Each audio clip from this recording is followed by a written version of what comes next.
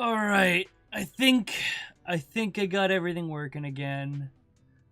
I think so. I'm a bit of a mess, but I think it's all working. My hair is just disgusting. But we're live again for the first time in about... I was going to say like 2 weeks, but it's probably been like a month by now. That's kind of a long time. Whatever.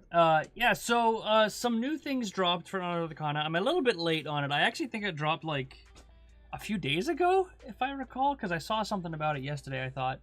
But yeah, the new 1D&D playtest dropped for Druid and Paladin, and I really wanted to take a look at it. That music is very loud. I'm going to turn it down. It might not be as loud for you as it is for me, but I'm just going to turn it down anyways and hope for the best. Yeah, so I'll actually swap over to the top cam so we can take a look at this. And we'll get into it. Here we go. So I was really excited about this because I am a Druid fan. And a lot of people that I've talked to in the D&D space hate Druids with a burning passion, and I have no idea why. Well, that's a lie. I do have an idea why. But that being said, I tend to disagree with a lot of issues that people have with Druids. But anyways, I really want to take a look at this because I heard some pretty nasty rumors about Druids, and I figured I'd take a look. Since we don't have a game tonight, we were supposed to have obviously our live stream D&D session tonight. Unfortunately, my brother is not feeling too hot, so I figured I'd do something to fill the air for at least a little bit, and just so happened that the timing worked out perfectly for this D&D stuff, or 1D&D stuff. So I'm gonna actually take a look at Druid and Paladin and see how this goes. Now, please don't take offense. I am a Druid fan first, but that's just me. I will take a look at the Paladin, but I really want to look at Druid specifically because of some rumors that I had heard. Holy snot, dude, it's 30 pages. Paladin. Oh my god. Okay, so these are the Paladin spell lists and stuff. Yeah. Oh my god. Of the class group, experts, mages, priests, and warriors, druid. This is a big one. Oh, 30 whole pages. I don't have time to look through all of this, but I'll do my best. Oh, yeah, that's no good. Alright, well, anyways, let's look at it. Okay. So Druid, of the Priest class group, which is some of the new things that they're doing with 1D&D, as well as them having Wisdom, which is, we already know that for Druids. Druids belong to an ancient order, yada, yada, yada. Yeah, I know what a Druid is. Let's go through this. Thanks, Insanity. Enjoy your game, my dude. Alright, first level, Druids get spellcasting, the Druidic language, and channel nature. What is this? So, channel nature, the magic of nature infuses you. Tapping into that power, you can create various magical effects. You start with one such effect, Wild Shape, which is described below. Other Druid features give additional channel nature effect options. Each time you use this channel nature, you choose which effect to create from among those you have in this class. You can use channel nature twice. You regain one expended use of when you finish a short rest. You regain one use when you finish short rest, and regain all uses when you finish a long rest. You gain additional uses when you reach certain levels of Druid, as shown as the nature. Okay, so Wild Shape. As a magic action, you can transform into a form that you have learned from this feature. You start knowing one form, Animals of the Land. Animal of the Land, which is detailed in the Wild Shapes section later on in the class description.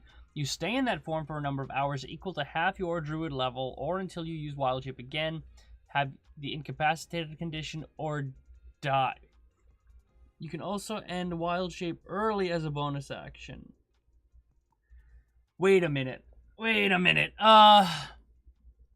in form, its game statistics replace yours, and your ability to handle objects is determined by your form's limbs. Wait a minute. They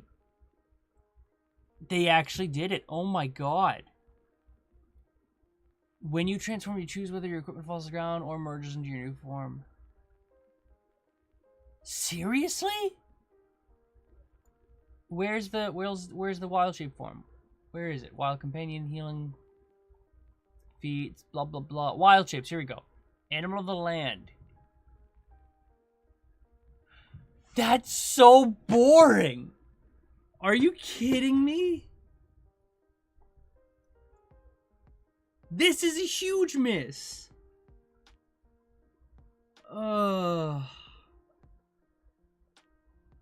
Well, I mean, at least they are looking at responses to this, but this is a huge miss. Comparatively, let me break this down for people who don't know or understand, right? If we go to Druid as it is, okay, Druidic features, wild shape, where is it? Where is it?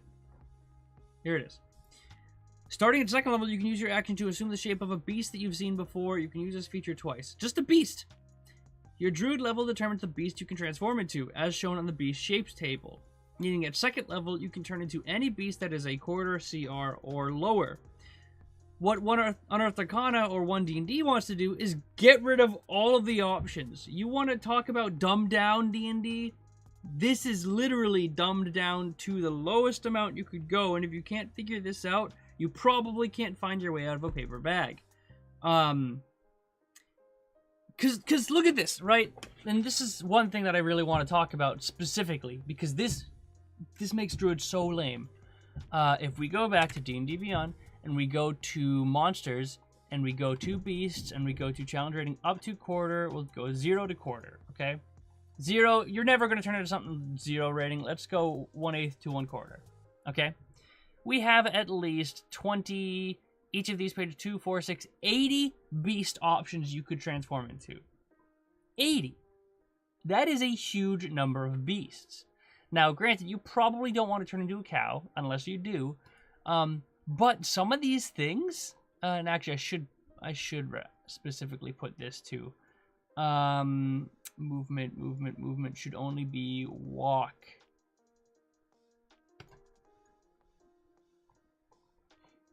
Okay, so if we look at this boar, right? Boar has tusk, but boar also has something called relentless, where if it takes 7 damage or it reduces to 0 hit points, it's reduced to 1 hit point instead. That is a class, that is a boar feature. Boar has that. It also has charge, and this is a quarter CR boar, a freaking pig with tusks. If the boar moves 20 feet in a straight line, and then hits a tusk attack in the same turn, it deals an extra d6 of damage and can knock a target prone. Okay, what does the Unearthed Arcana Druid get? Let me look. It has damage. Wow, that's fun. Okay, let's look at another beast. Maybe boar is an outlier, right? Let's take a look. What other things do we have? We have an elk. An elk also has a charge. Oh, interesting. What about a badger? Does a badger have anything? Not really. A flying snake? Well, we actually can't be flying snake because it's flying. Giant lizard. No, I know there's one of these in here. Yeah, here's another one. Giant frog. If it makes an attack and hits, you can grapple the target and it's blinded and restrained. This is... That's a cool effect that you get from a beast currently in D&D. If we go down to a giant space hamster. I don't know. That must be new. Yeah, Spelljammer. Okay. Giant wolf spider. Okay. You have spider climb. You have web sense and you have web walker. If you go down to... What's the mastiff got? Keen hearing and smell. Okay. And you get all of these additional effects and bonuses from having these classes, or from having these beasts. Panther. A pounce. If you move in 20 feet in a straight line, you can knock them down. There's just so much here. Velociraptor. Pack tactics. This is huge. You get advantage on your attacks if it's not incapacitated. What do you get in one Unearthed Arcana? Nothing. You get an attack. You get 2 attacks. You get damage. That's boring. If they keep Moon Druid as it... Actually, do they have Moon Druid in here?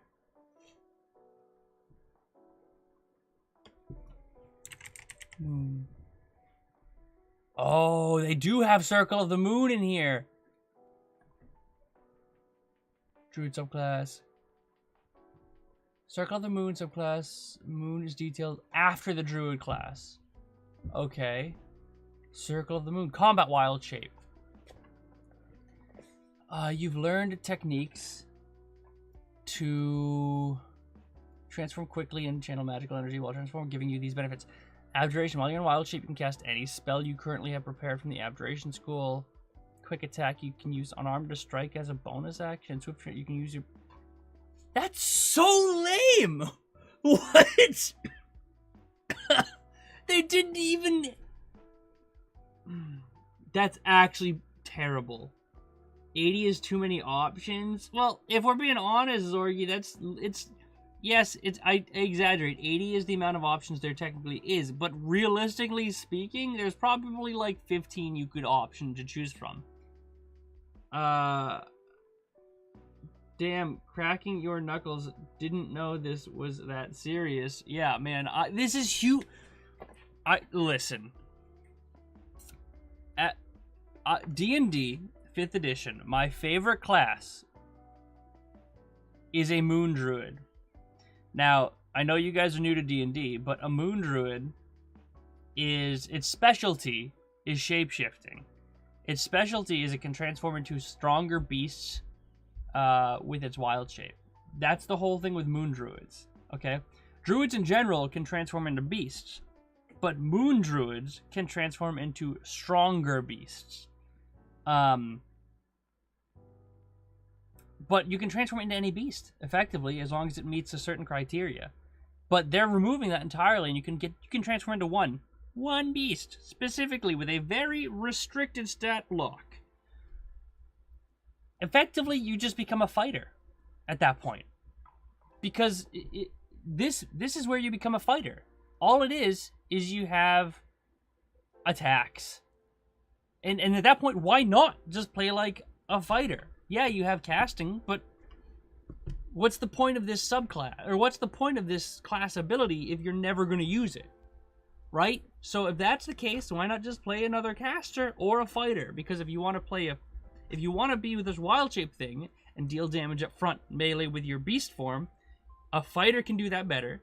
If you want to be a caster that can use spells, a cleric or other caster can do that better. So why would you pick Druid when one of the core features of the class is gutted? That's terrible. I wish they did something... What's up, Glarek? I wish they did something similar to Simic Hybrid where you can pick and choose some characteristics. Druid felt like a Swiss knife, not a worse variant of Lycanthrope. Exactly. Beefy Taco. I think the concept is there, but it is flawed. They should have this and also choose maybe 5 or 10 options you can add on to your beast. In addition, they should add some flavor text. That's what I mean. I think I agree. Both of what you just said, I love, right? I think the part that the reason I'm so upset about this, right? And actually, let me see if I can move my chat because it's kind of wonky there, isn't it? But the reason this... let's make it a little bit smaller, maybe? Does that help? That should be okay. The reason this makes me so upset is because Druids in 5e are literally, like Glarak said, the Swiss Army knife, right? You have an answer for everything with your wild shapes. You can pick and choose what you want to shape into, stuff like that fit what work, right? And it makes it interesting. You have things like grappling, you have things like charging, you have things like pouncing mechanics, restraining enemies with your, octopus tentacles and stuff like that. That's because you can transform into those kinds of beasts. This, as it is right now, you get nothing. You can swim, and you can fly, but you don't provoke opportunity attacks. That just seems so lame. But, BV Taco, like you said, if you can add examples or features of different beasts, that would make more sense. I would be much more okay with that. I feel like the reason I'm having such a visceral reaction to this is because it's such a stark difference from what we currently have. Because you're just gutting the entire class. I'd be okay if they limited it a bit. I think that's an okay thing to do, but I think just removing it entirely is just super lame. But I mean, if you throw in things like pack tactics, if you throw in things like octopus, like grappling features, if you throw in things like anything like that, I think that makes it so much cooler. Or you can just leave it as it is, because I don't think it's broken at all. Unless they're changing how that functions in 1D&D 2. Yeah, you got it, Insanity. In my opinion, the buff that druids and paladins need is level 1 subclasses. I mean, I can see that, but the bottom line is, a subclass isn't going to fix a main class feature that's broken, and this is broken. Why would you ever pick a druid if you wanted to shapeshift? There's no point. Just polymorph, right? What if a druid could only wild shape into creatures that they had eaten meat of? That, you know what?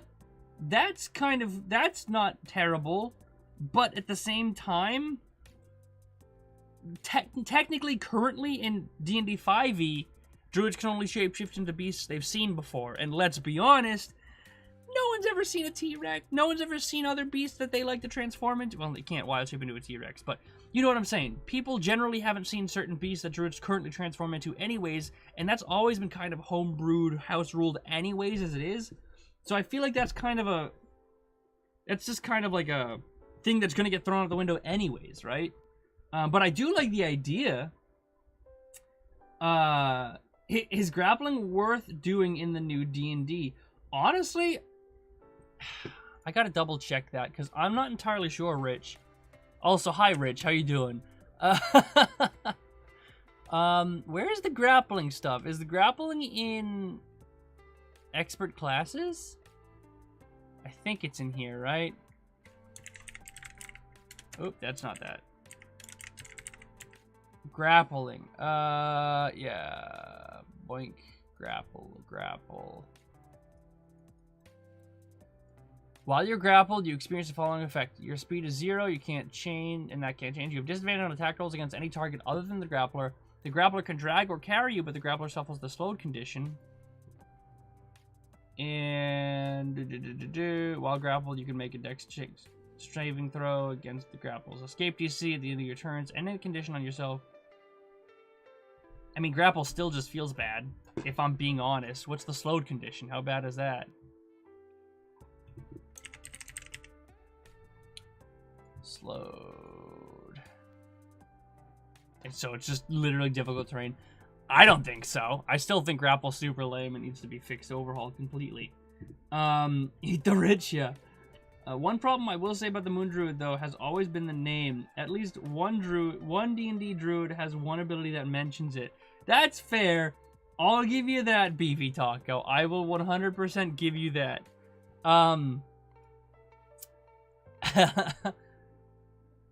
Does it? Actually, Combat Wild Shape, Elemental Wild Shape, Elemental Strike. Where does it mention the moon? What? I don't...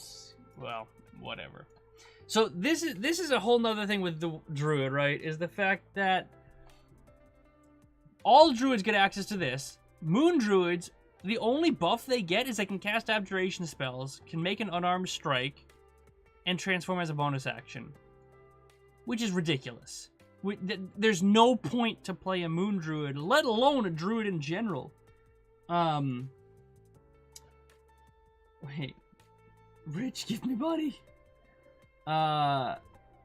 Circles can gather forms, and the Elder could show their wild shape to the trainees. Every creature seen, just not intended way. That's fair, Glarek. That's a very fair point. Very fair. I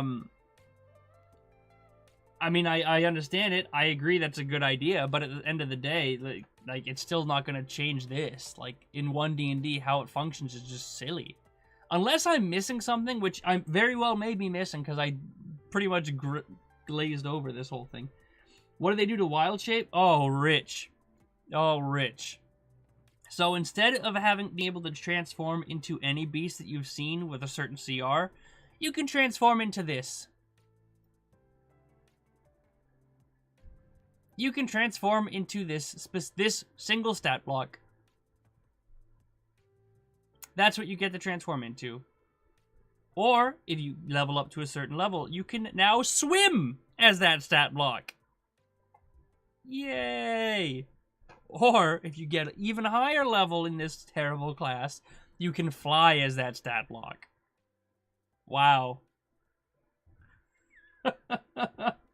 This isn't a class. This is literally a fighter or another like spellcaster. There's no point in having a druid. Because you know druids needed a nerf, entirely so, right? Listen, I love... What's up, Rivers? How you doing, man?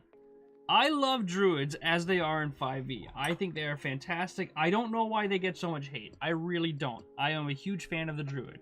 That being said, none of this maths up, right? If you become a druid in 1D&D, let's compare this, okay? You get, and you want to be like a wild-shaped druid, which is effectively a moon druid. That's their whole thing, right? You get this. You can make 2 attacks that deal a d8 plus your wisdom modifier, which is effectively an attack with your modifier added. Comparatively, a fighter gets that. The fighter has pretty good modifier too to their strength, so it's pretty comparative. And you know what? Depending on their weapon, they might have a d8, they might have a d6, they might have a d10. You don't know. They also have rage for barbarians. Barbarians also get multiple attacks. If I wanted to be a bestial shaped druid, why would I not just play a barbarian or a fighter or a melee class? On the other side, if I didn't care about this, why would I choose a druid when an entire focal point of my class is redundant? Why wouldn't I just play a cleric or another caster I can't think of right now? There's no reason. The capstone ability says lunar magic for the description of alter self. Oh, okay.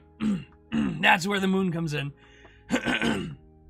But it's still pretty lame, but at least the moon is mentioned in some way. Yeah, honestly, I love the whole moon idea. I think that's cool, but like, I think it was it Taco Gloria? Someone early on mentioned the, it's like a worse lycanthrope, which is cool, but at the same time, it's just boring. Because the druid in 5e is essentially you go moon or you chose poorly. Yeah, that's fair. Yeah, I'll give you that. Moon druid is really the only druid. Which is why 5th edition or 1D&D should make moon druid. There's your hot take for the day. Get rid of the moon druid subclass. Put the wild shape stuff, elemental shape stuff into, or maybe not the elemental shape, but the wild shape improvement into just general druid stuff. And change up the subclasses a little bit to compensate for the power. Boom! That's a super cool class. And it fixes everything about druid in everything. Whatever. There's my hot take for the day. The Yellow River. Nice. So the druid is a new ranger class. Kind of. Yeah. Shepherd's druid. Yeah, Shepherd druid is also pretty good. I'll give you that. If you play a beast barbarian, you even get beast characteristics, which is what they probably should have done in this. Exactly. Hope it doesn't stop. Insanity, stop. This is how you make rangers a more popular choice than druids. Pretty much. But I don't have a problem with rangers being popular. I have a problem with them nerfing druids into the ground. Because druids, historically, are, you know, one of the lesser... I think they're the lesser popular class, if I recall. You guys talking about Yellow Rivers, you guys are insane. I like, okay, well, let's get past this druid stuff. I need to submit this as like feedback, because this is not the take. This is not druid at all. This is killing the class, is what it's doing. I think only Ranger is less popular than Druid. Yeah, and I mean, that... After this, they might not be. Who knows? I think this got the worst take out of the earlier ones, too, right? The other ones were, What were the others? The other 1D&D places. Expert was the Ranger and Rogue, right?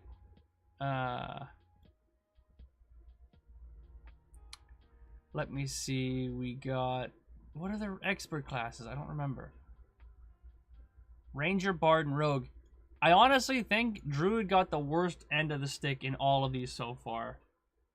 This is just a huge nerf. I don't even want to read the rest of this because it's pointless. Because Moon Druid, this does not matter. Because this is ridiculously underpowered compared to what it currently is. Well, let's look at Elemental Wild Shape. Did they change that? You imbue your wild shape forms with the power from the elemental planes. Whenever you assume a wild shape, choose 1 damage. While in that form, you have resistance to the damage. In the form's bestial strike can deal damage of that type rather than your normal type. Your form also displays signs of the chosen damage type. So you get...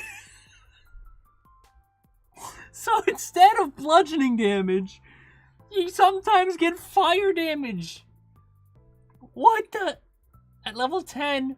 When you deal damage, your target takes an extra d6 of damage, and the type of damage from your extra damage increases to 2d6.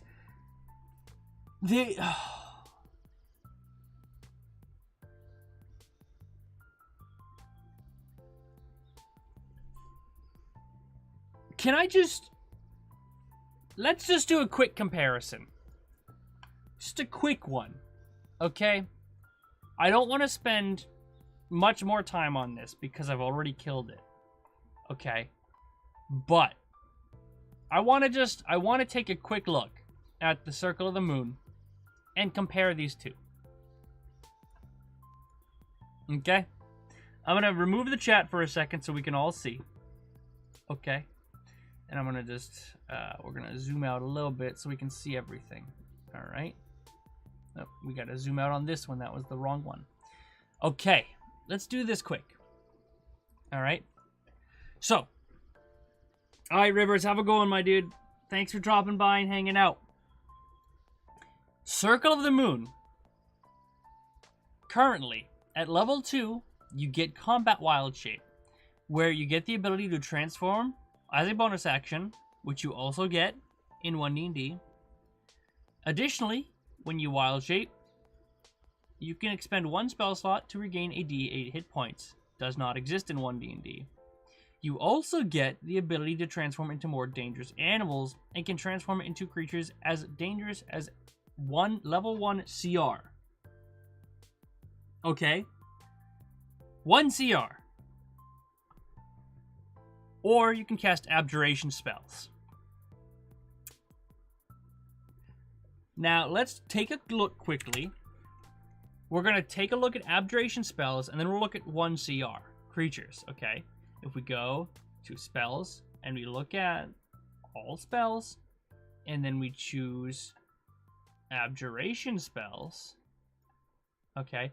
And we also go to Druid, and hit filter spells. Let's see what mind-boggling spells we can choose from. Okay.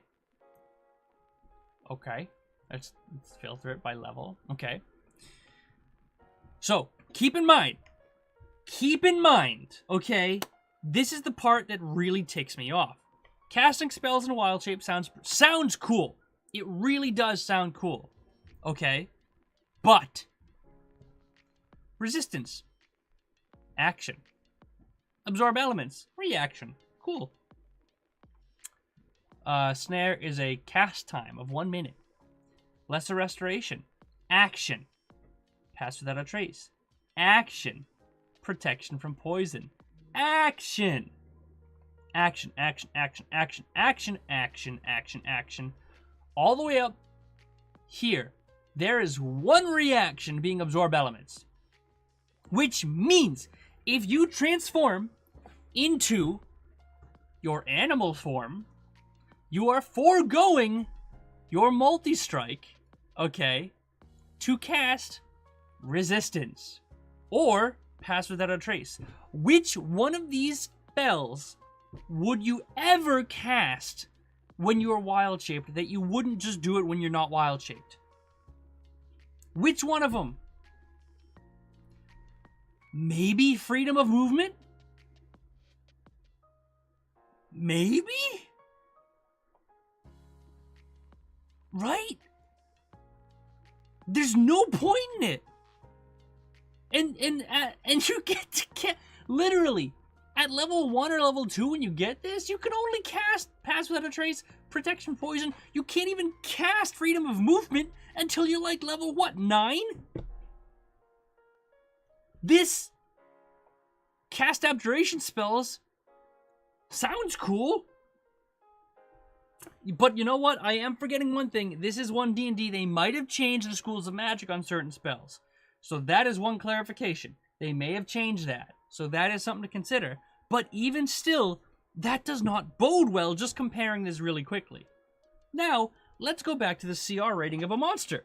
Exactly, Rich. That is exactly what I'm saying. You just cast them over wild shape. None of these are offensive. They're completely redundant when you're casting, when you're in wild shape, because it's obviously this wild shape just wants to run in and hit things. So why would you cast a spell that doesn't hit things? Does not make sense. To make it good, just let it cast all the spells. This is worth a subclass. Yeah, exactly. If you wanted to make it good, allow them to cast spells in wild shape. And that would kind of make up for everything that they're doing here. But even still, I think that's not good enough. Benjamin Huffman made a lot of offensive abjuration spells for his Thaumaturge. Well, if they're offensive, I don't know if I want to talk about them, but I'm sure they're great.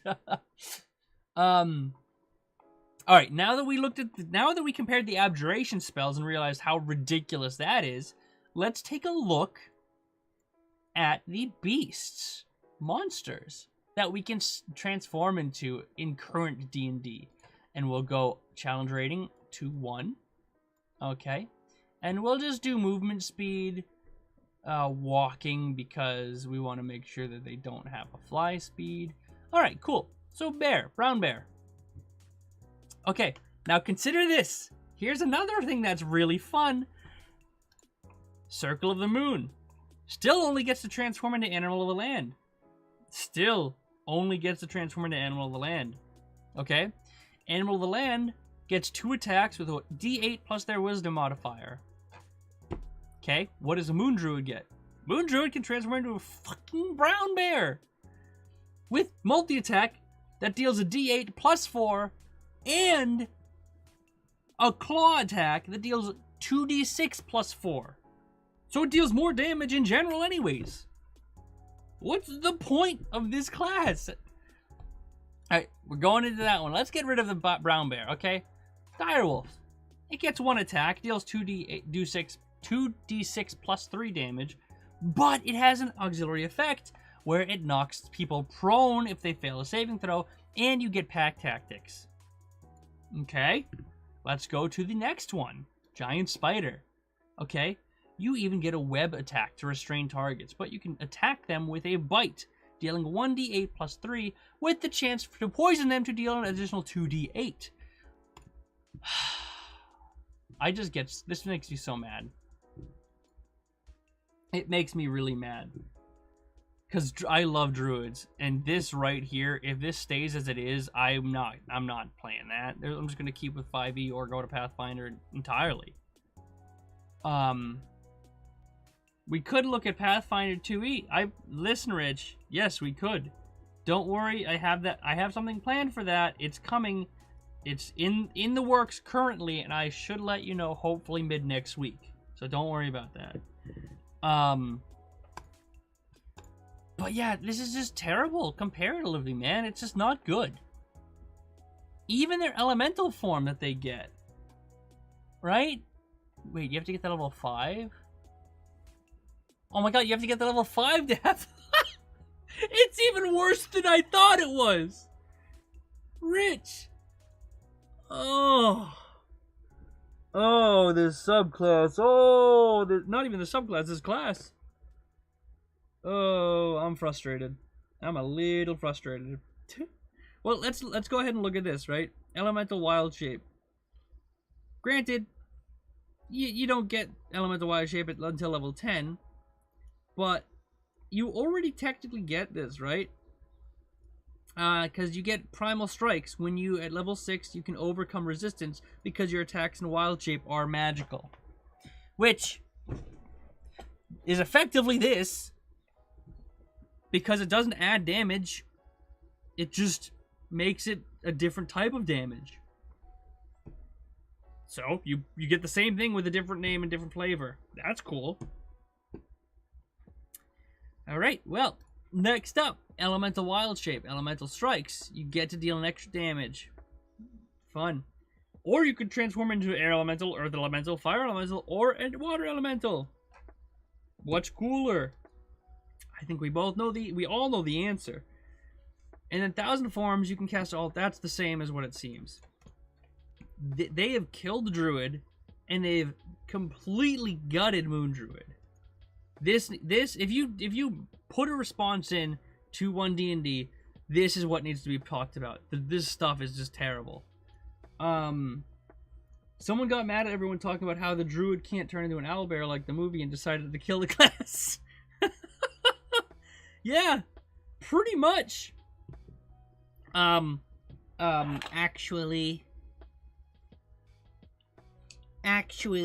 a moon druid can't turn into an owlbear. So we're just gonna go ahead and destroy the class.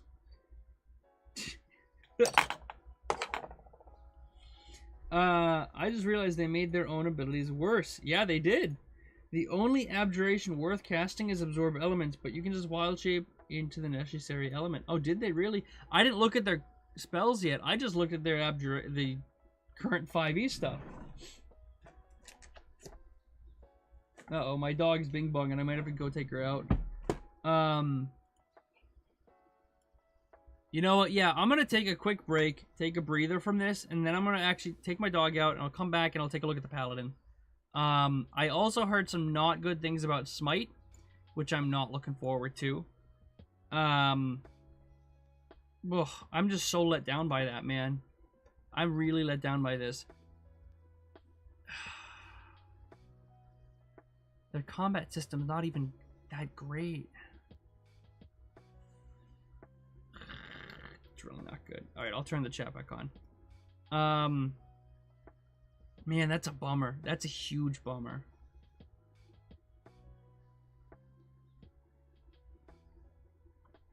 Alright, yeah, I'm gonna take a quick break. Maybe I'll do the giveaway. I don't know if I'll do it. Are you saying WotC may be out of touch with its player base? No. It's the players who are out of touch. Anyways, I'll be right back, guys.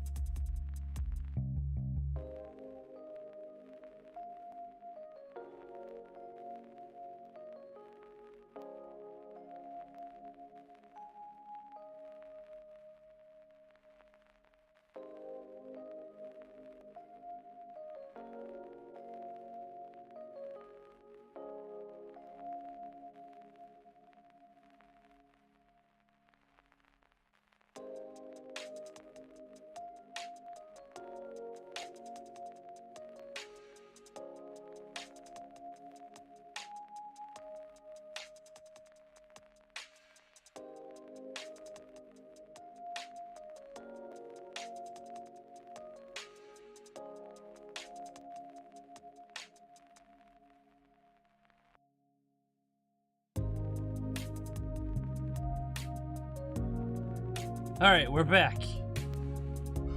And I see a lot of chat. What did I miss? Okay. Let's see. Mark? Dude, I gotta turn the volume down. That's very loud. Uh-oh. Uh-oh. Is the pizza guy here? Pizza guy's here. Whoa, no, my dog.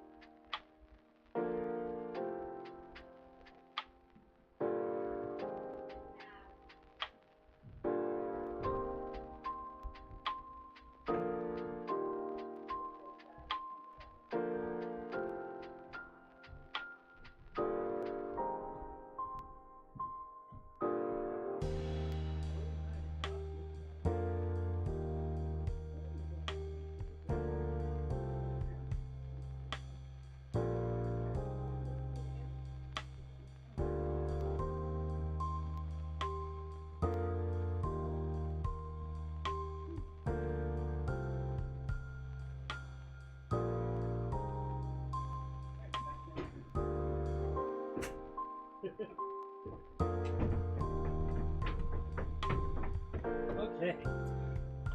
I did not even remember to mute my microphone, but I'm here again. Alright.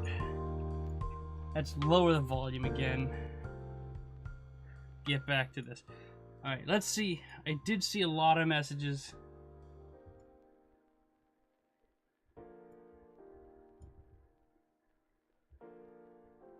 Alrighty. Alright, we got a lot from Mark. What do you mean? You lose access to all of your other... Okay, wait, what did I see? No feats at level 20, and you'll have the same stats as you had at level 1, due to half feats and stats being by feet. Stat block for wild shape ends. Search through many sources for the players, but no matter what animal you wild shape into, they use the same stat block. Flavors free cop out, so you can turn into an owlbear, but not... The wild shape stat block of owlbear stat block are not the same. Yeah, exactly. The wild shape druid keeps their hit points, so if a druid is down to 5 hit points and turned into a giant gorilla, he only has 5 hit points remaining. Yeah, dude, I am so upset with this druid, how this druid has worked out for this one D&D stuff. That wild shape stuff just completely guts the entire class. The Kickstarter, Druid's Secrets of the Primal Circle, is way better than this UA. I might have to check that out. I will check that out off stream. You go ahead and... I'm actually going to write that down. What is it? Druid's Secrets of the Primal Circle. Let's go ahead and add that to my list of things to do. Shoosh. Yeah. Okay. Yeah, I'm always there. Man... Like I was saying, if you sorry, I was AFK, but I was taking care of my dog. My favorite class in 5e is a druid, which is contrary to what many people believe or what many people enjoy in actual 5th edition. So this really sucks. Do you think demons can be used as patrons for cleric classes? Asking for a friend. I don't see why not. Why not? But let's take a look at the Paladin now. I've gotten angry enough about the Druid. Let's take a look at the Paladin and go from there, because I'm pretty sure I heard some pretty not good things about it as well. So let's go ahead and go to the Paladin. All right, let's see what Paladins get, and let's compare that back to current Paladins. D&D Beyond... Go to Paladins. Boom. Yeah, let's be angry about a different class. Exactly. Welcome back, Rivers. Welcome back, buddy. We're past being angry at the Druid. Now we're gonna be angry at the Paladin. Hopefully not, but let's be honest, we probably will be. Alright, zoom out a bit. Let's see. What does the Paladin get? Okay, level 1, they get Divine Sense, Land Hands. Oh, they removed Divine Sense, it looks like. So let's go down to Lay on Hands.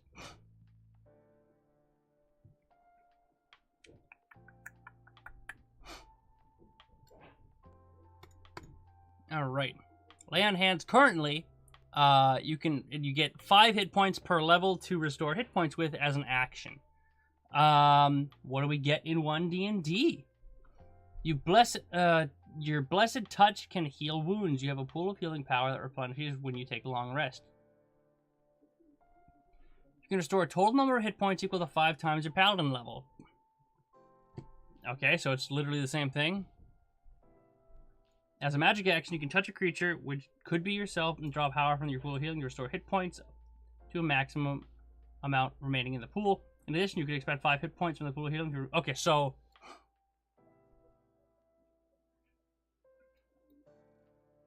So, effectively, they nerfed Lay on Hands. They nerfed Lay on Hands quite a bit, actually. Because currently, Lay on Hands automatically removes disease and poison or whatever when you use it at more than 5 hit points. But in one D&D, you have to give up 5 hit points healing to instead remove a curse, or remove a poison. Actually, wait. Remove the poison condition. Cure 1 disease or new... Okay, so they nerfed it to specifically poison and no disease as well. Okay, so they nerfed it a little bit. Channel Nature and Channel Divinity linked to class, not character level. Okay, that makes... That changes things a little bit. Alright, so at level 2, Divine Smite and Fighting Style. You also get, when you're creating Paladin, Fighting Style and Divine Smite. Okay, so you get your spell casting early in 1D&D by 1 level, and you get your Fighting Style and Divine Smite. Now, I have heard things about Divine Smite with people who are not happy about, so let's take a look. When you strike a target, you can channel divine energy to smite it, and immediately after you hit a target with an attack, using a weapon or an unarmed strike, you can expend 1 spell slot to deal radiant damage to that target. The damage is 2d8 for a first level slot, plus 1d8 for each level higher. You can use Divine Smite no more than once during that turn, and you can't use it on the same turn that you cast a spell. Okay, so that's not as bad as I thought it was. So you can only smite once per turn. Whereas before you could smite multiple times per turn. So that's kind of a bummer. But I think the damage is the same. I'm not a Paladin player, but yeah, 2d8 plus 1d4. Yeah. So I think the damage is all the same. You just can't do it multiple times per turn. I mean, that's not great, but I mean, it's not terrible, I guess. Could be worse, right?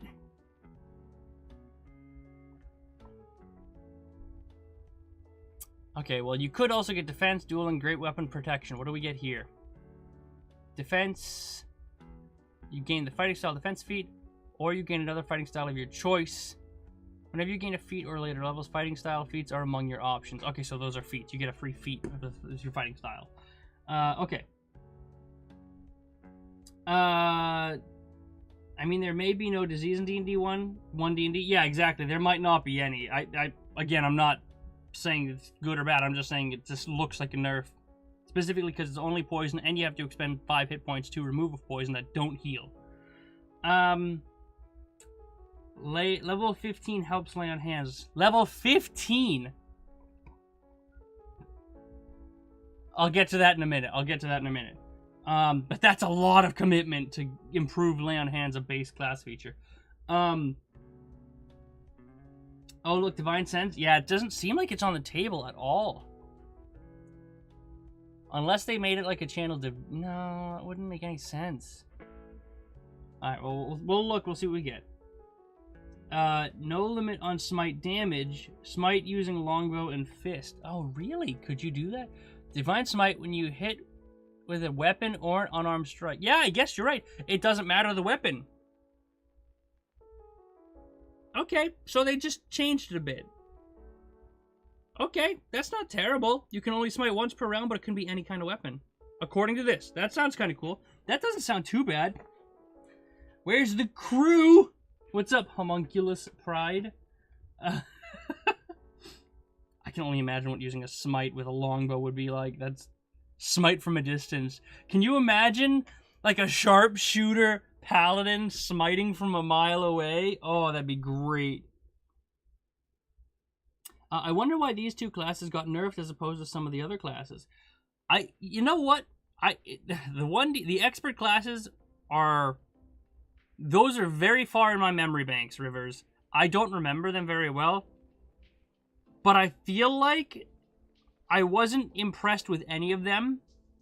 And if what I'm getting from every single class that I've read thus far is they have kept them pretty much the same or nerfed them significantly. There's like no middle ground. There's no making them better, and there's no like slight tweaks. There's just gigantic swings in power from what I've seen. But again, the expert classes were a long time ago, and my memory is not what it used to be back in the day, if you know what I'm saying. Alright. I wonder, yeah, but it's below in the PDF. Okay, well, I'll take a look at it in the PDF then, Rich. If you're talking about Divine Sense, I gotta look at that. Do not like Faithful Steed as a core Paladin feature. Move it to the Cavalier. Paladin Arcane Archer. That'd be pretty cool. Paladin Arcane Archer. My goodness. I'm gonna go through each of these features because I'm not a huge Paladin player, so I still want to take a look at what these look like. Did I miss a lot of the break? Drop my dice. My chonky boy. Drop my chonky boy. You didn't miss much, Cleric. We just found another class to complain about, being the Paladin. And I say that very I say that in a very negative fashion. I'm just trying to be funny. But if I'm being honest, well, I haven't gotten much into the Paladin yet, so we'll see. Rivers, if I remember, Ranger got better. I think Ranger got changed because they're... And if we're gonna be honest, Ranger didn't really have much... Improving upon the Ranger wasn't exactly difficult to do, if we're being honest, right? So I guess that's how I would look at it. And you're right, Ranger. I do remember Ranger getting better, but I feel like Rogue got nerfed heavily with the sneak attack. Bard got changed. I think it might be cool, but also might be a nerf. We don't know until we playtest it. With their Bardic Inspiration and stuff. Druid got just destroyed. And I haven't done Paladin yet, so we're looking now. Does the smite damage also double when you smite? It no longer does extra damage to the attack. Is this UA so we cannot crit on smite damage? Let me look. It doesn't say anything about not critting. When you strike a target, you can channel divine energy to smite it. Immediately after you hit a target with an attack roll using a weapon or an unarmed strike, you can expend one spell slot to deal radiant damage to the target. The damage is 2d8 plus 1d8 for each spell slot, higher than first. You can use Divine Smite no more than once during a turn, and you can't use it on the same turn you cast this. Yeah, so according to this, there's no restriction on that. Because it's immediately after you hit a target, you can expend. So yeah, you could wait until you get a nat 20 and then just Divine Smite. So yeah, it looks like it. Smite damage is a different source of damage, not extra damage. I feel like it's just coming from one source, but it's technically... I wouldn't count it. I don't know. Yeah, it's a different source entirely. But any damage from that... It no longer does extra damage to the attack. let me look at this, because that could make... Currently, the smite says the deal radiant damage in addition to the weapon's damage. Okay, it doesn't say in addition to the weapon damage. You can expend to deal radiant damage to the target. Well, I guess this requires us to go back to the crit. Let's take a look. I think crits were in the expert classes changes.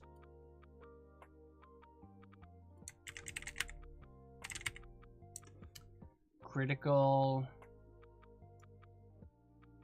Maybe it wasn't. Attack roll. Nope, it wasn't in the expert classes. Where was the crit change? I know it was originally in character origins, but they revised it, I think.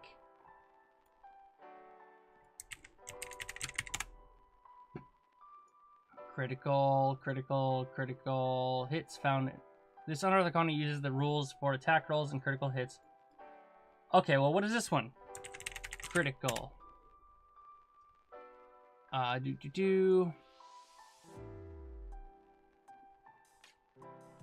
Well, it doesn't say... Okay, so it's not doing that. So maybe it does refer back to this one D&D one, which would have to be the character origins one, because the other one referred to the 2014... Critical hits. Weapons and unarmed strikes have a special feature for player critical hits. If a player rolls a natural 20 for an attack roll with a weapon or unarmed, the attack is also a critical hit, which means it deals extra damage to the target. You roll the damage dice of the weapon or unarmed strike a second time and add the second roll as damage to the target. Huh. Yeah, so technically, Smite wouldn't be a crit. But. Yeah, exactly, Mark. This is, the wording in all of this stuff has been atrocious and all over the place, and there is no clarity on what's referring to what here. So, take that with a grain of salt, but according to this, it looks like Smite will not be extra damage if we're using this crit rule, assuming that. Which is super lame. But let's just assume that it can crit for the sake of the class. If it can crit, cool. If it can't, we gotta put that in the survey. Alright, let's go back to Paladin. Yeah, how they've written this, and they're having documents refer to different segments, does not make sense to me, and I could just be very stupid, but I'm not following their referencing and how they're referencing different things, because you have one Unearthed Arcana that references the 2014 Player's Handbook for 5th edition. You have this one that does not reference that, so I'm assuming that everything in this references the Unearthed Arcana for 1D&D, which has these new crit rules, which... whatever. So, we'll go from there. Paladin... Channel Divinity. Oh, Divine Sense. There's that. Divine Sense. Okay, so let's see. Channel Divinity. Each time you use this Channel Divinity, you can choose an effect. You can Channel Divinity twice, and the only Channel Divinity they give us right now is Divine Sense. As a bonus action, you can open your awareness and detect Celestials, Fiends, and Undead. Okay, so they nerfed it. Celestials. Where is it? Fiends. Oh, no, they didn't. I thought it was Fae, Fiends, and Undead, too. Okay. Fiends and Undeads for 10 minutes, or until you're... And you know the location of the target until you... For 10 minutes, until you are incapacitated. So, Divine Sense has been moved now to a Channel Divinity. Which is kind of a bummer. I feel like that's... Well, let's take a look at what the rest of these look like, right? Paladin subclass. We have the Oath of Devotion here. So, we'll see how that goes. Level 5, you get extra attack. Level 5, you get Faithful Steed. What did you get in the class feature? What did you get on the table currently? You get an extra attack at 5th level. So you get an extra attack 5th level. You don't get Faithful Steed currently. So you get Faithful Steed. You get Fine Steed automatically. Doesn't count against spell slots. Okay, so you get a steed, which, let's be honest, how often does that come up? Subclass feature, we'll do that when we get to the devotion. Aura of Protection at level 7, Sacred Oath feature. Okay, so that's an oath. Your radiant protective invisible aura that extends 10 feet in every direction, but it does not extend through total cover. You and your allies in the aura gain a bonus to modifiers, charisma modifiers, and saving throws. Okay, so it's just your protection. This is a protection paladin. I think that's a subclass feature, isn't it? Isn't that like Oath of Protection or Oath of... It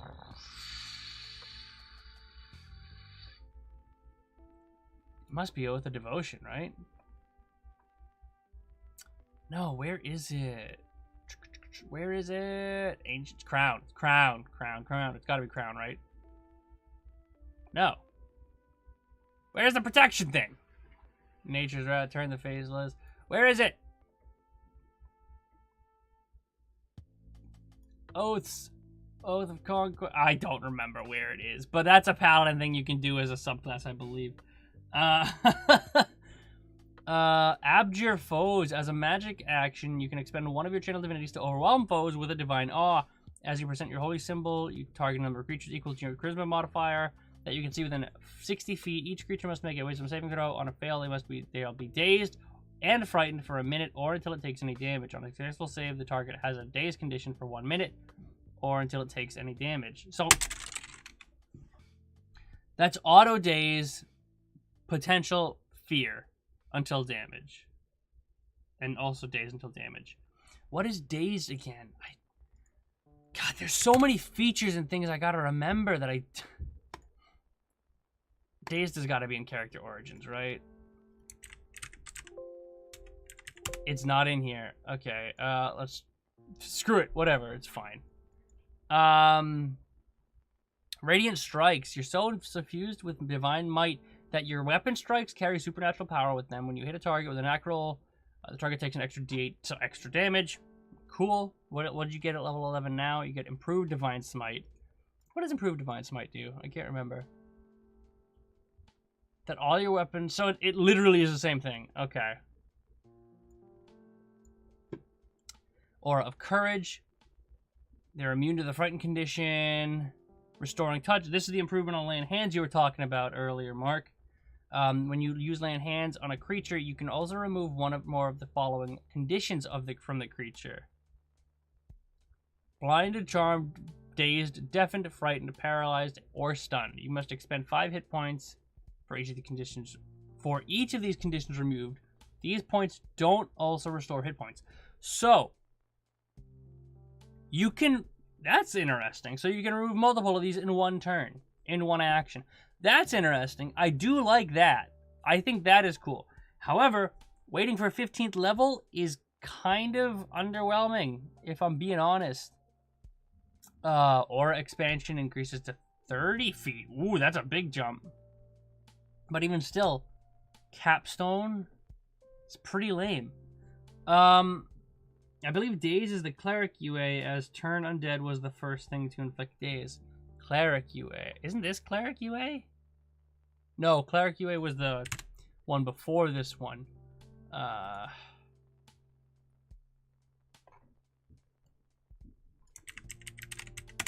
Not Cleric. What am I doing? Dazed. Dazed. Here we go. You can move or take one action on your turn, not both. You also can't take bonus. That's a good condition. You can either move or take one action. That is huge. Paladins get to daze up to however much their charisma modifier is until they take damage or for 1 minute. That's actually huge.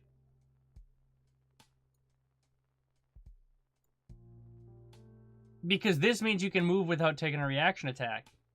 And they have to move to you or attack you. But they can't do that because they can only get one. That's... Okay, Dazed is actually kind of crazy.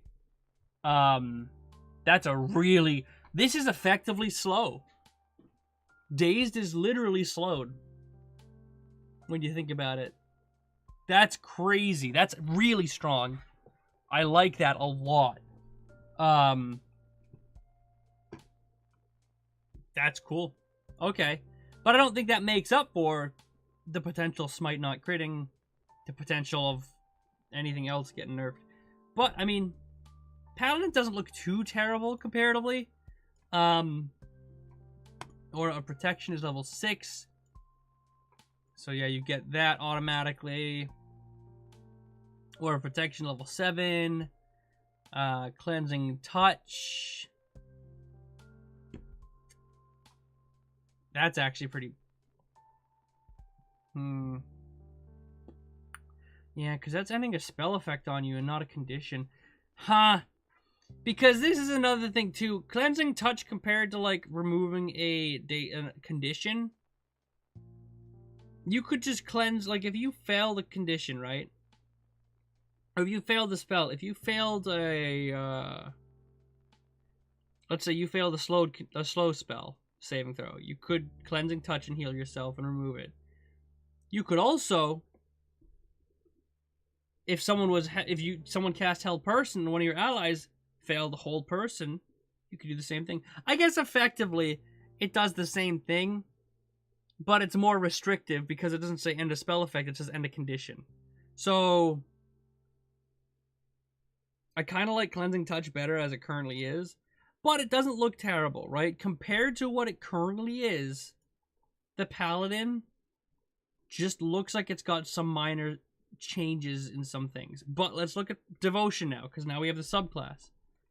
And you know what? Let's go ahead. You know, I know what I'm going to listen to. I'm going to listen to one of my favorite artists for copyright-free music, specifically for D&D, and that's going to be... Where are you?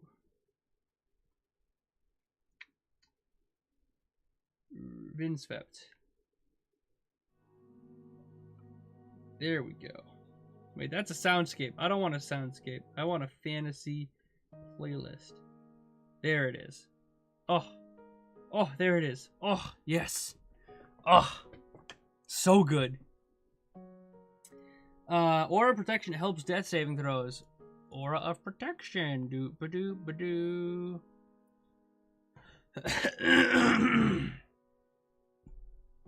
Does it not currently do that?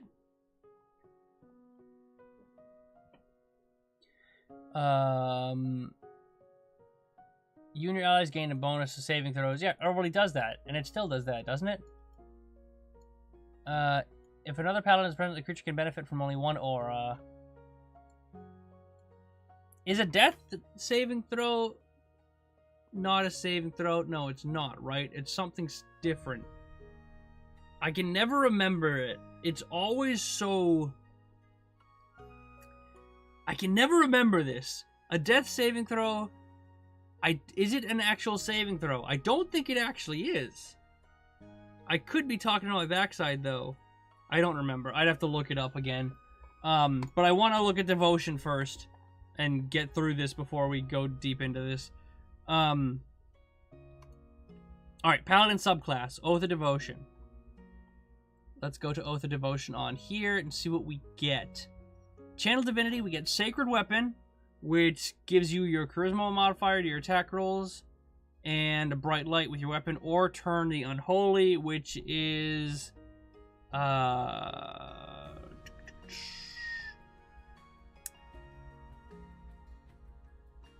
turned. So a creature gets turned if it's undead or a fiend. Okay, so it's just turned. What do we get at level 3 for... wait a minute. We get Sacred Weapon. And we get Prepared Spells. Okay. Free cast. You can cast one of your prepared spells from this feature without expending a spell slot. And you must finish no long rest before you use this benefit again. Okay. I mean, those are some okay spells. I think those are the same, right? Protection from good and evil, Sanctuary. Oh, Seal of the Faith, so not Sanctuary. Lesser Restoration, Zone of Truth. Aid and Zone of Truth. Aid is a great spell, but I think they changed it in 1 D&D. Beacon of Hope and Dispel Magic. Aura of Vitality and Blinding Smite. Okay, completely changed those. Freedom of Movement and Guardian of Faith. Guardian of Faith and Staggering Smite, so you just get extra smites. And then Flame Strike and Commune, same thing. Okay, so they changed up the spells that you get, which is cool, I guess. And then you also get Sacred Weapon here, which, as a bonus action, you can expend a charge to imbue your weapon with positive energy. You deal Charisma modifier with your damage, and it sheds bright light. Okay, so it's the same thing. But you don't also get... Oh my god, my nose is so itchy, I'm sorry. Turn the Unholy. You do not get Turn the Unholy, though. At level 6, when you would get your... I guess Aura of Devotion, 7, but close enough. You get Smite of Protection. Your Divine Smite now radiates protective energy that allows you and your allies to stay in the fight. Whenever you use your Divine Smite, choose yourself or an ally within 30 feet of yourself. The chosen creature gains temporary hit points equal to a D8 plus the spell level of the slot used for the Divine Smite. Okay, so when you smite, you give someone temporary hit points. That's kind of cool. Which is a very big difference from Aura of Devotion as it is currently, because you just can't be charmed. Overall, not terrible. Kind of cool. Let's see next. Aura of Devotion. You and your allies are immune to... Okay, so they moved Aura of Devotion to 7. Or to level 10. Okay, so they moved it to level 10. At level 14, you get Holy Nimbus. As a bonus action, you can imbue your Aura of Protection with Holy Power. The Aura gains the following benefit for 1 minute or until you end it. Radiant damage. When a creature starts its turn in the Aura, the creature takes radiant damage equal to your proficiency bonus plus your charisma modifier. At level 14, what is that? Proficiency bonus at level 14 is probably what? 5? Plus your charisma modifier, which at level 14 should probably be 4 or 5. So 9 to 10 damage when they're within 10 feet of you? Or is it 20 feet of you? I think it's 10 feet. That's pretty good. 10 free damage. But again, damage is interesting or fun, but it's not interesting. I feel like a lot of 1D&D so far has been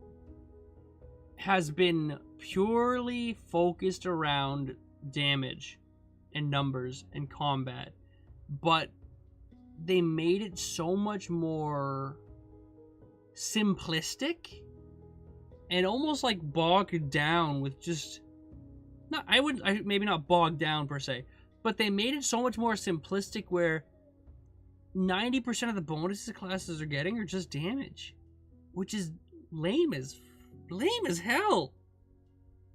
Damage is nice, but dude, it's like, make it interesting. Yeah, that's lame. Yeah, and then you get your boon at level 20. Whatever. Lame. Alright, well, that's a big bummer. I feel like I could be wrong there, but I feel like these two classes, my gut reaction is that they're just dumbing down combat to literally just damage numbers. And I feel like that is going to really hurt the next edition of D&D. Because if I'm being honest, 5e is already, and I say the term dumbed down not in a negative way, but in a way of like, it's simplified, right? That's what D&D 5e is. It's an incredibly simplified version of a role-playing game, and it is, right? But I feel like 75% of the features, 75% of everything that a class gets that I've read in these Unearthed Arcanas has to do with dealing damage of sorts. You know? Or taking less damage. And it's just not fun. don't get me wrong, rolling big numbers is fun. It's always fun. But at a certain point in time, and people might hate me for saying this, but if you compare it to Pathfinder, when you have multiple different options in combat that you can utilize to make it interesting, you have choices that isn't just stand there and attack, stand there, cast a spell. You have choices you can make. When D&D 5e has conditions that are cool, you know, I feel like 5e could definitely expand upon conditions, but they're like, I feel like they're just dumbing the classes down to like bare bones nothing. Like, Paladin, holy damage, holiness, blah, blah, blah, blah, blah, blah, right? Druid, I can transform into a beast, but only one beast. It's one very specific beast, right? Like, even a bard, right? Like, and I'm really bummed. And I feel like I shouldn't be bummed about it. Because it's just it's new edition. Things are going to change. But I have always said ever since starting 5th edition, that I feel like D&D needed more depth in maybe not combat, but just depth in general. And what I mean by that is depth in the sense that you need more options for things. Because right now, as it is, if you're in combat, you run up, you hit something, and you can't move, because if you move, you take an opportunity attack. If you don't move, you're there the rest of the fight, right? Because they don't want to move, because then they'll take an attack of opportunity. Then you're just stuck literally in that same spot for the entire combat, right? I feel like D&D needs more interesting ways to interact with the world around it. And I'm not talking about role-playing. Role-playing is simple enough, right? You have ways to interact with NPCs, you have, you know, persuasion. I think all of that stuff is pretty much perfect. I think that's great. Super simplistic role-playing mechanics, but when it comes to combat, you have attack, you have move, you have dash, you have grapple, which is wordless, and then you have spell, right? There's really not much you can do. What if you could do, like, I don't know, maybe grapple meant something, right? What if you could move out of the way without taking an attack of opportunity, so then you could take cover behind something, right? The combat it's stale, and I'm learning that more and more when I'm reading about Pathfinder and engaging in that world, right? Attach 25-page essay to the survey. Yeah, exactly. Why D&D is stale by discreet. Exactly. And I've had this debate with people before, right? And some people agree with me, some people don't. I think attacks of opportunity are technically bad for the game. I think free attacks of opportunity with reactions are bad for the game. Feats, one thing, but having them in the game, I think is just bad for the game mechanic-wise, right?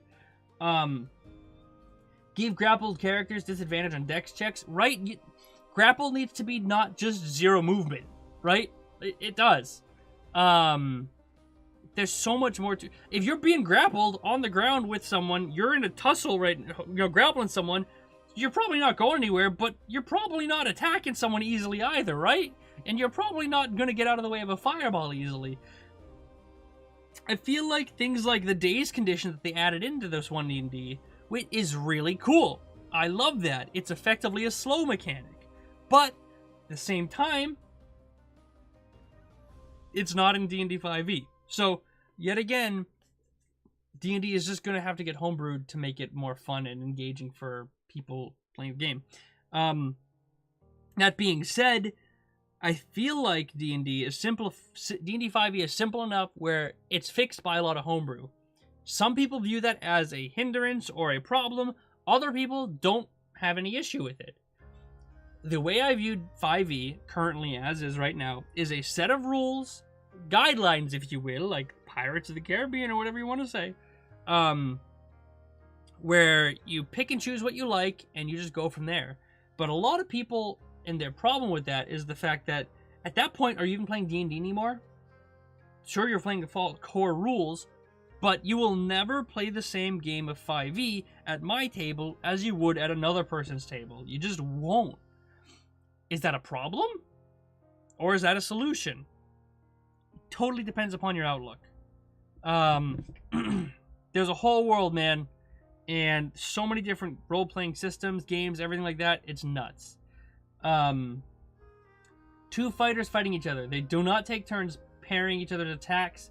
If the 2 to 4 hits, and then the other fighter then takes 2 to 4 hits. Mark, that is exactly what I'm talking about. That is exactly what I'm saying when I'm talking about D&D 5e combat is stale. Gygax said the rules are more like guidelines. Exactly. The rules are guidelines, Rivers, and that's kind of what I'm talking about here. I like 5e the way it is because it sets a base rules of how to run the game. I like also the fact that they put things into, Creative Commons, right? Simplistic enough, we can use it, bada bing, bada boom, we're good to go. And then you can build upon it from there. I feel like 1D&D, with everything I've seen here, it's just like, it's literally the same thing as 5e, just with a different coat of paint on it. Like, nothing about 1D&D strikes me as different. It's literally like going from, well, think about it like this. If you went from 3.5 to 4e to 5e, if you were there or alive and interacted with those, there's a huge difference from 3.5 to 5th edition. Massive. But if you're a 5th edition player going to 1D&D, that jump so far is negligible. There's minimal differences. Like, if anything, it looks like they're making it more simplistic. Which I think is honestly a problem. Because at this point, you're just changing the coat of blue paint for a coat of red paint and calling it a new edition of D&D. Just changing a couple of words around. I don't know. I feel like the amount of work they've put into these Unearthed Arcanas for 1D&D compared to what they currently have for 5th edition, it's a waste of time because realistically there's negligible changes here, some of which destroy classes, some of which make really no difference. And that's kind of a bummer. We're doing the same thing, man. We're going to do the 4th edition, go to Pathfinder 2e. Same thing when we go to 1D&D. I feel like there's going to be a giant exodus. There already was with the OGL garbage. There may be another one because this stuff is not it, man. Grapple should be restrained. I agree with you. Grapple should 100% be restrained, Glaric. Rule of cool trumps all. Of course, 100% all the time. That rule of cool is why you don't have the same game at my table as you would at your table. Yeah, I skipped 4e to go from 3.5 to 5e. Rivers, I gotta ask you, Rivers. I played 3.5e, but I was very young at the time. So I have a very, very poor memory of what it was like. The comparative difference from 3.5 to 5e, was it a big jump in difference? Or am I exaggerating it? Because I feel like what I'm reading right here is just an addendum to 5e, if I'm being honest. Whereas 3.5 to 5e was a whole nother edition. I could be wrong, but that's what I feel like I recall. So, I'd love to hear your opinion on it. Mark, I think they want 1D&D to fit their VTT. I mean, yeah. They do. There's no thinking. They do want it to fit their VTT. There's no reason for it not to, right? It would be a bad business decision for it not to want that. So, I mean, take that into consideration.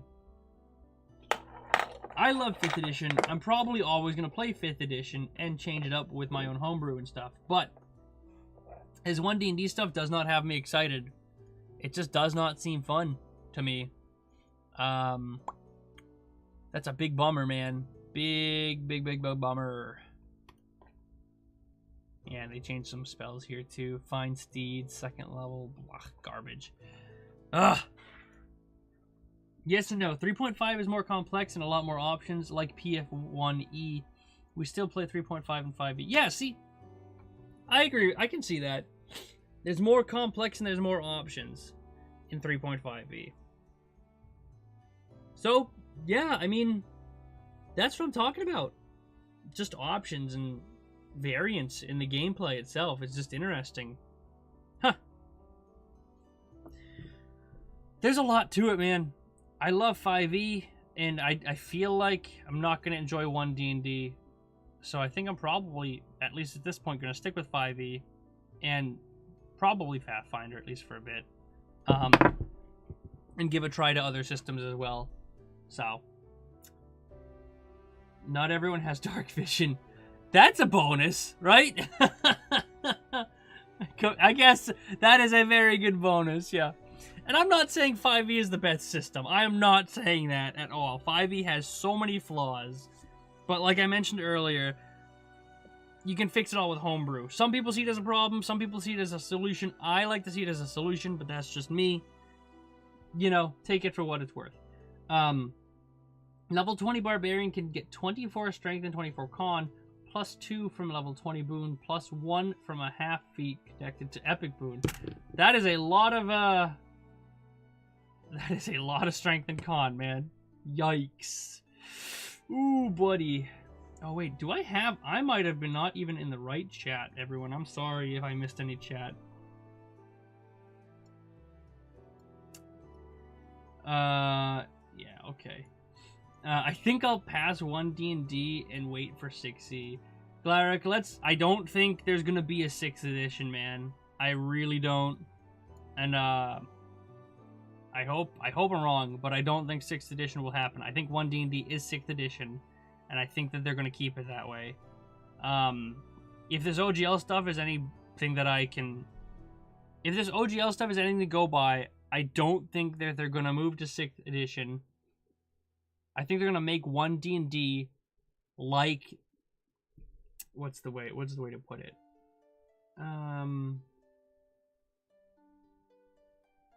The best way I can describe it, right, is D&D historically, Dungeons & Dragons, tabletop role-playing games in general, historically, have been, you know, go to the video store, buy your movie, rent your movie, put it in your movie box in your VCR, pop it in there, watch it, return it, whatever, right? Buy it, put it in your video, and then put it on yourself. I think 1 D&D wants to be Netflix and never update anything. Which is why I'm a bit worried, because this OGL stuff, and here's where my pessimistic attitude might get me in trouble. But, at the end of the day, Wizards of the Coast, as much as no one wants to hear it, is a business. And what are businesses' purpose? Businesses are there to make money, right? And if they seem dead set on this whole streaming, microtransaction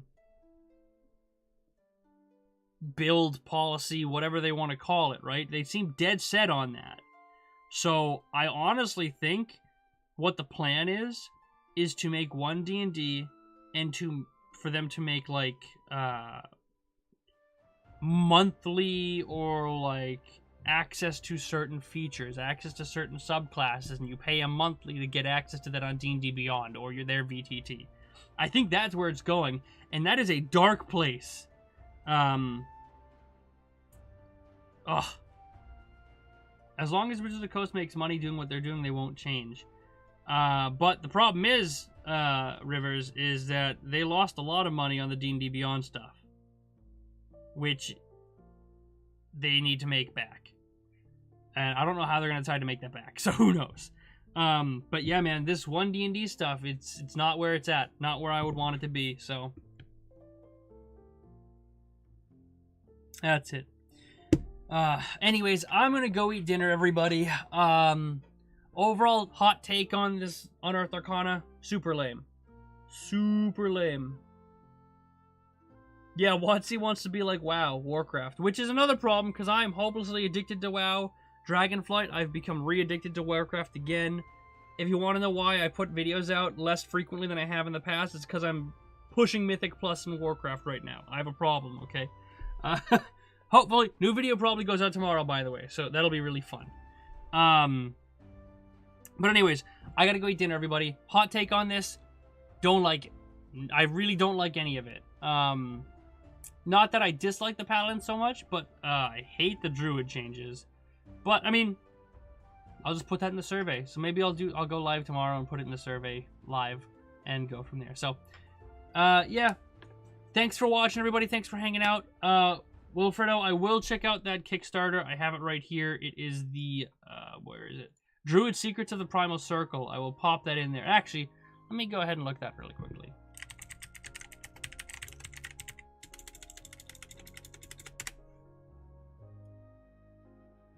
Why did I hit the add button? I shouldn't have done that. I should not have done that. Search.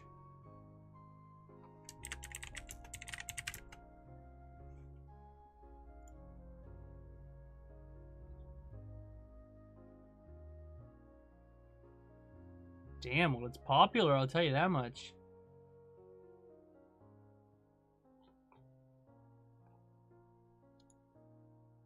Alright, I'll log in a minute. Alright, guys, I'm gonna go to bed, or go get some food, and I'll talk to y'all later. I might stream tomorrow and do the survey together with y'all if you're gonna hang out. If not, who knows? I'll see you there. So, either way, live videos going out tomorrow. It's really interesting. Some people might hate it, some people might not like it, some people might love it, who knows? Spoiler, it's got something to do with AI. Anyways, hopefully I'll see you there. Thanks for watching, everybody. Rivers, Mark, Wilfredo, Glarak, all you guys for hanging out. I really appreciate it, and I'll talk to y'all later.